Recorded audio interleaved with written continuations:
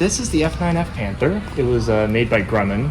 They usually like to name their aircraft after cats. So you have the Wildcat, Hellcat. So this was the first jet fighter adopted by the U.S. Navy, and they were used in the early Korean War against North Korean aircraft, which were Soviet MiGs at the time. Oh, okay. So I believe there was one battle where one of these Panthers took out 4 North Korean MiGs, nice. or just aircraft. But they had to keep that battle top secret because apparently a couple of the North Korean aircraft were piloted by Soviet people. And back in the day, that would have been a catalyst for war or something, because you were shooting at Soviet pilots even though they weren't supposed to be there. So yeah, they had to keep that secret, and I think only in the 90s or 2000s was it ever allowed to be talked about or revealed, really. Dining table, a kitchen, a bathroom, bedroom, all you need in an RV, but they put it in a helicopter. So you could fly out into the boonies or the forest or something and just kind of camp out without having to drive out there or, pitch a tent or whatever. The only problem was they were incredibly expensive, hard to maintain, and you had to be able to fly a helicopter, which I can only barely fly an aircraft, so flying a helicopter is a whole different breed of flying.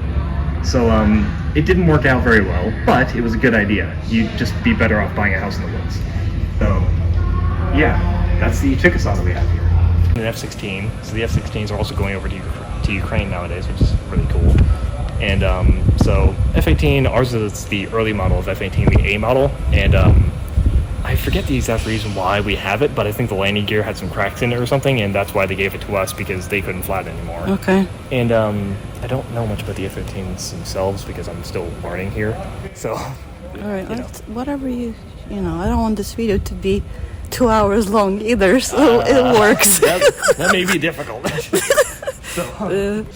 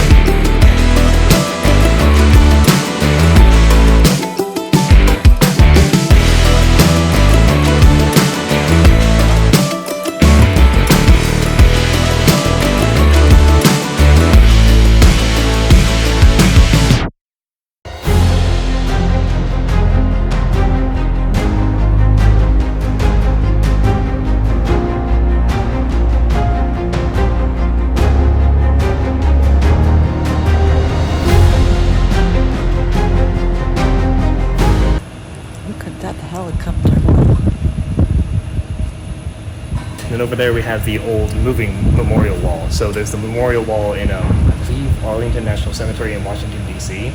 And there was an organization that would take the miniaturized version of that wall and move it around the country along the road. That's the old one. They had to get a new one because this one was getting all messed up, so they gave it to us to preserve. So, yeah, that's over there behind Huey. Oh, who's flying now? Yeah, I mean, it's an active airport, so... It is? Yeah, it's the Tyco Executive Airport. So company executives, congressmen, Elon Musk, normal people. fly in their private jets.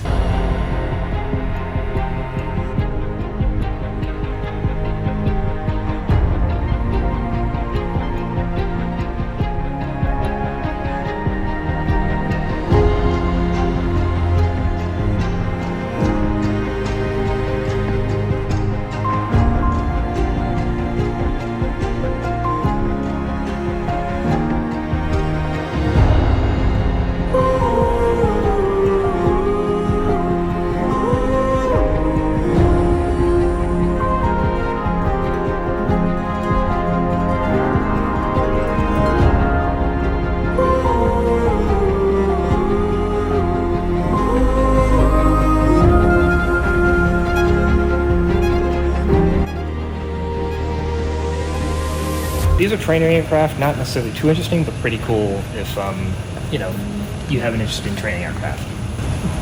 So, I think if we go from right to left, it's more of a historical timeline. Okay. So, we have our A7 Corsair over here, the one with the giant intake. Had the nickname, I believe, of the man-eater, just because you could fit 4 people in that intake up there. And if the engine was on, you stood in front of it, you would probably get sucked in. I don't know if that would ever actually happen, but when you get up close to it, it kind of makes sense. It's really tempting to not jump in. It's really tempting to jump in there every now and again, but you know, it's not a good idea. Nope.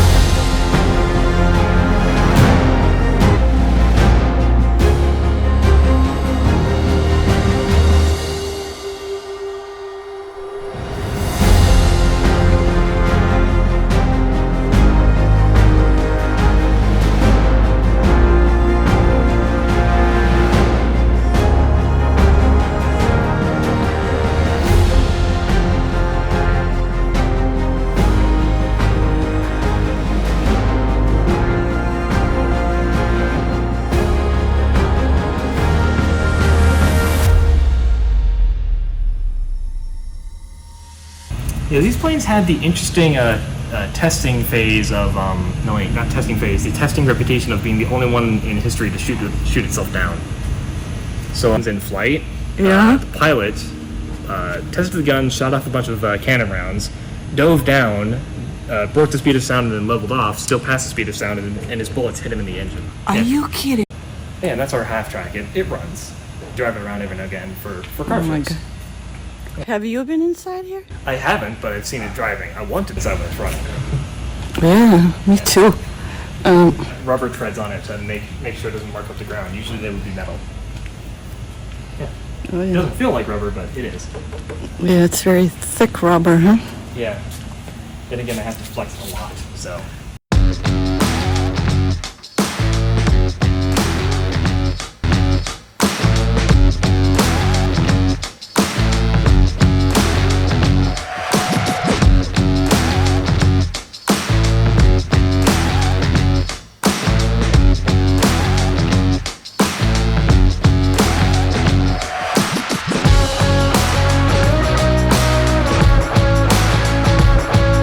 So these were supersonic fighter aircraft, and they were used early Vietnam War from 1965 to 1970. And once they were phased out with the F-4 Phantom, so the F-4 Phantom succeeded this, and it's a nuke. And Yeah. so it could carry any underneath your engine Can, bomb huh? bay. Okay. So it would retract up into the fuselage of the plane, so if you can get under here. Okay, we're fine. And you can see that it would retract up into the fuselage of the plane. Just allow it to just to help with aerodynamics and make sure that the bomb that you're carrying doesn't drag you down into the ground. Mm-hmm. Now, these had a bit of a reputation back in the day of getting shot down constantly, but that is mainly because they were used to fly low and suppress enemy air defense, so basically just get shot at so your buddy should shoot at the enemy for you. And as you can imagine, that's not exactly a great place to put a plane in, getting shot at by several missiles at once.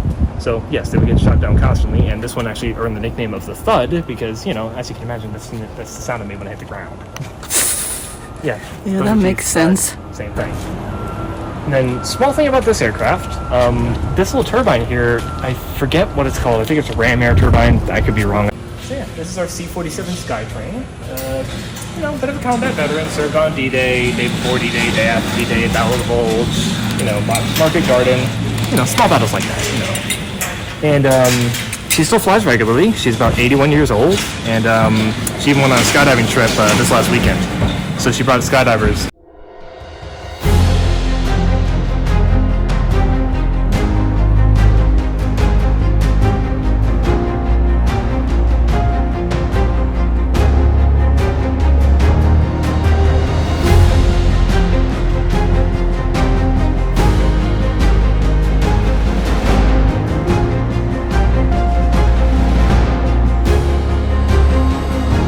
So about, I don't know how many that is in inches, but I'm 6 feet tall per scale. So Alright. I'm 6 foot tall. I can just put my arm out like this and just touch the roof. So this is how tall it is. It's pretty roomy. I wouldn't want to fly one of these as a civilian, but as a troop or something, I would want to get out of this thing as fast as possible until I got to the door, in which case somebody would probably have to shut me out because, you know, it's not fun having to drop several thousand feet to the ground where people are most likely going to shoot at you. So Right. it's incredibly brave that anybody even jumped out of these. Yeah. So yeah, that's I don't like scary. to jump out of plane that much. Yeah, Either. I don't think many people do. I have no clue why though. Yeah. And yeah, you can go up to that white sign. You can put the camera into the cockpit a little bit. Okay. Oh, cool. Thank you. And then if you want to, you can look up as well. There's a dome up in the roof of the plane. That's for celestial navigation. So they navigate by the stars, just like ships do at nighttime. All right. Nice.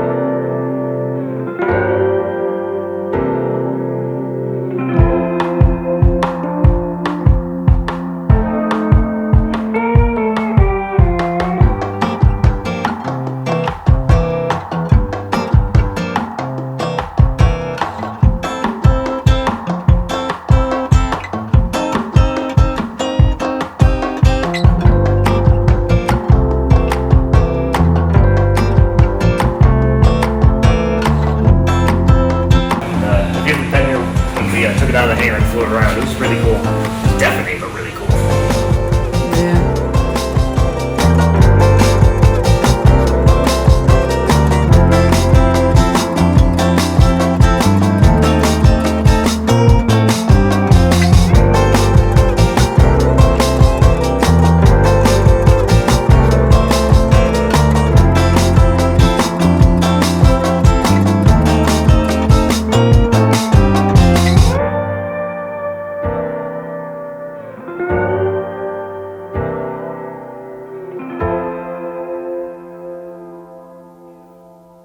Personal favorites because it's just a beautiful but incredibly complicated aircraft because these wings would sweep.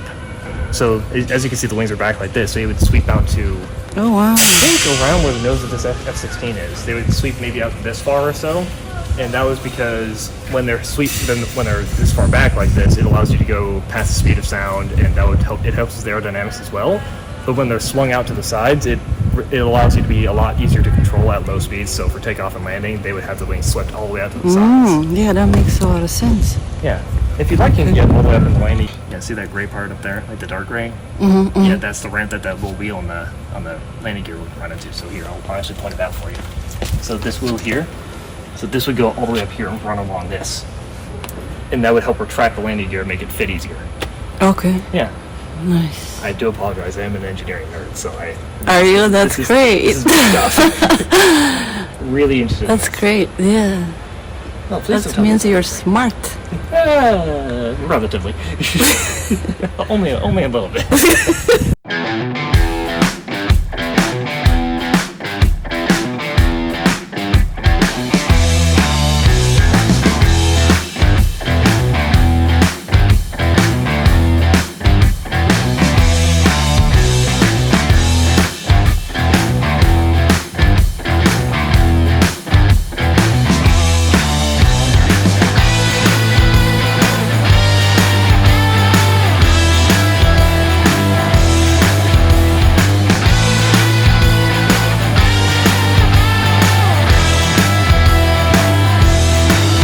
So that is the Messerschmitt 208. It's a VIP transport from World War II and would have been used in the North African campaign. So commanders like Erwin Rommel and such would have used these to fly around the North African campaign before they got kicked out by the Allies.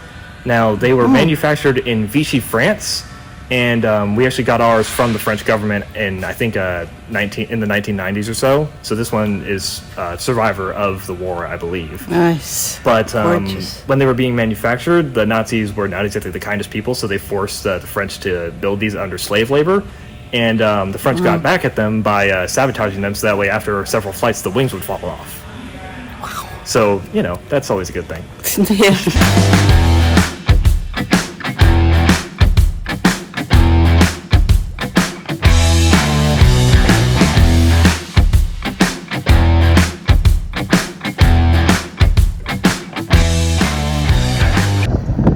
Now we're gonna go inside of this plane, or half of the plane.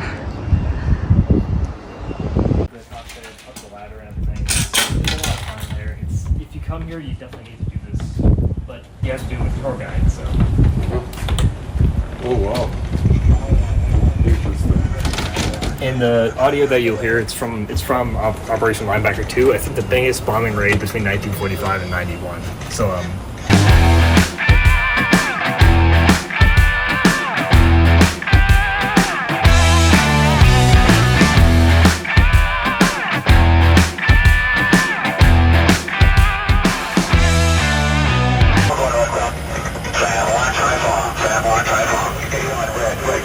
Wow.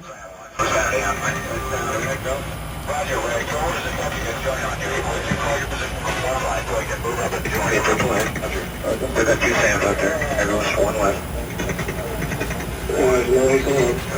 Two more forward. One just going up. Sam on, try to got out through. Roger, got it. It's full. You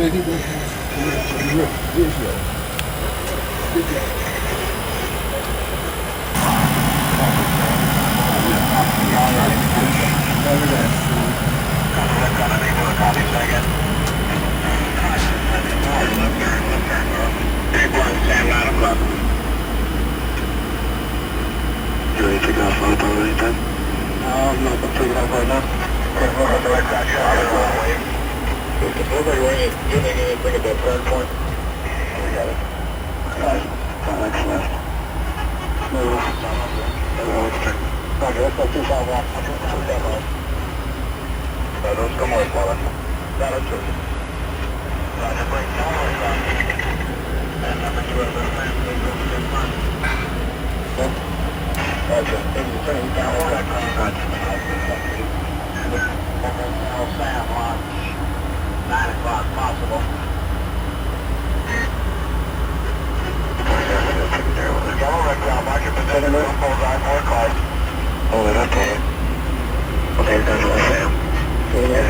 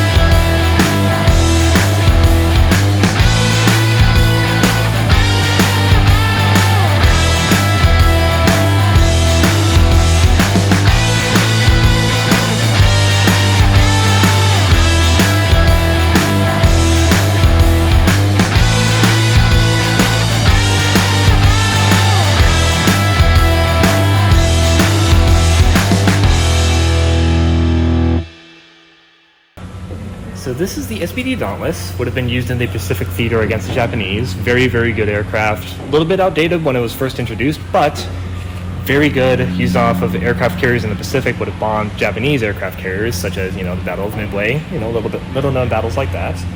And that is about as much as I know about the historical aspects of it. However, our aircraft in particular, if you look at the wing there, see that weird messed up portion of the wing? Yes. So this one is also from Lake Michigan. This one was underwater for...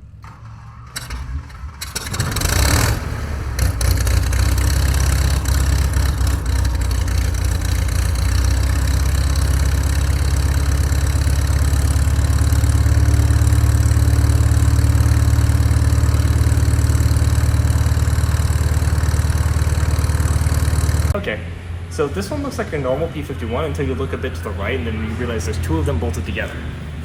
Oh, yeah. This one is also particularly rare because there was something called a P-82 back in the day, so early Korean War. But this is the XP-82, meaning that this is one of the two aircraft that were made to test the P-82. So only two of these were made in the entire world, and this is the only one that flies today. Nice. Well, I mean, it wouldn't go flying today because there's cardboard on the propeller. However, it does fly, and it's also for sale for $12 million, and that is not a joke. Wow. That is actually fact. So, Wow. these would have been used in the Korean War to take out enemy MiGs and stuff like that, just like the Panther. And I believe it was the first jet aircraft kill of the Korean War, I believe. I could be wrong on that. There could be some historical context Okay. to that. So these were developed during World War II. However, they were not finished until after the war, so they missed combat in World War II. And they were originally designed to escort the heavy B-29 bombers across the Pacific theater. So they would have escorted B-29s if, say, they lost a bunch of islands and couldn't get aircraft carriers close enough to the Japanese home islands. So Very interesting. Okay. yeah, so since they weren't able to be used in World War II, they were using the Korean War as long-range escort fighters to basically replace jet aircraft, because back in the day, the old jet aircraft did not have the range to keep up with the old propeller fighters. So say the Panther back there had only maybe 1,000 miles of range. That could be wrong.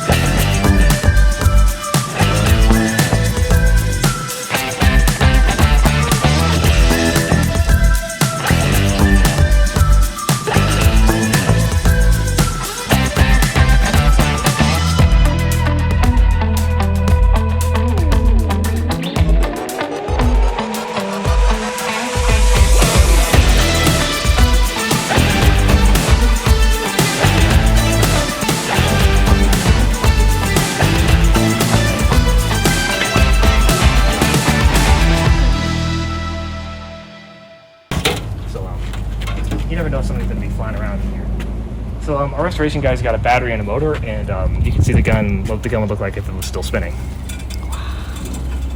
That's a bit faster than usual today.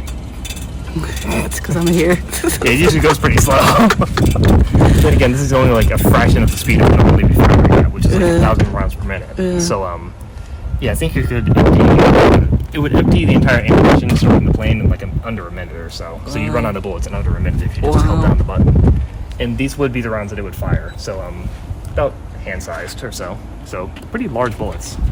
Wow, yeah. That's just the S2 tracker. It's a bit less of an aircraft.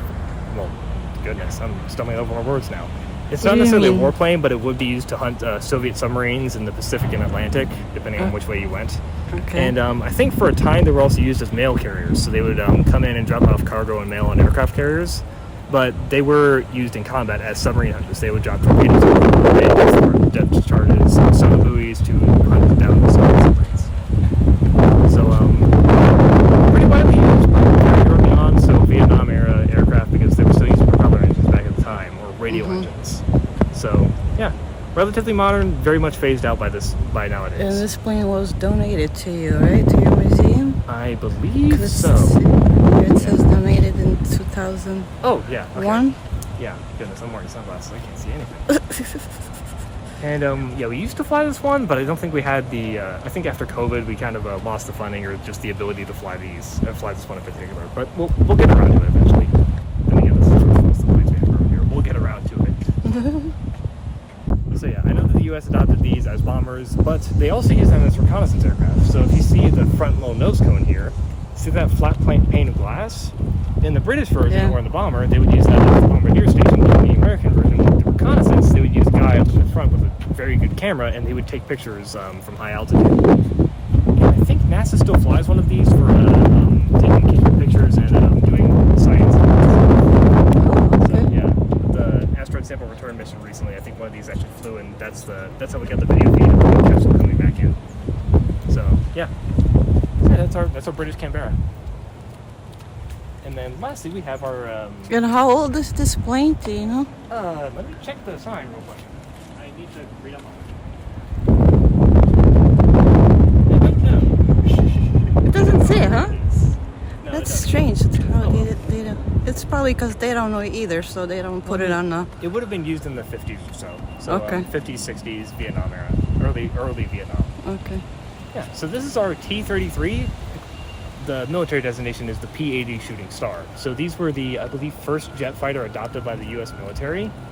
And the Air Force would have used these late 40s, very, very early 50s.